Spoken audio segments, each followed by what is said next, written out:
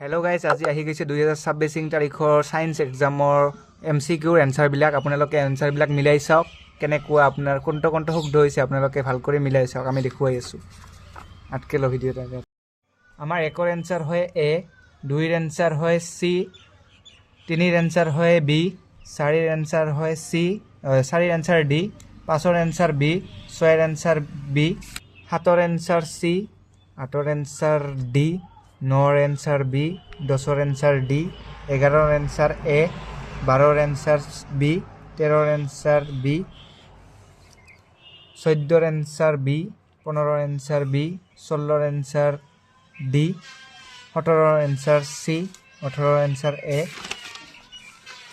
19ৰ answer B, 20ৰ answer B, 21ৰ answer B, 22ৰ answer A, 23ৰ এনচাৰ A, 24ৰ এনচাৰ B, 25ৰ এনচাৰ B,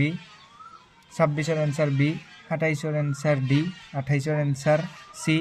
29ৰ এনচাৰ D, 30ৰ এনচাৰ A, 31ৰ এনচাৰ B, 32ৰ এনচাৰ C, 33ৰ এনচাৰ D, 34ৰ এনচাৰ C, 35ৰ এনচাৰ B,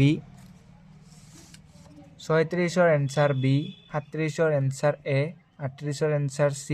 39ৰ এনচাৰ C, 40ৰ এনচাৰ C, 41ৰ এনচাৰ C, 45ৰ এনচাৰ B,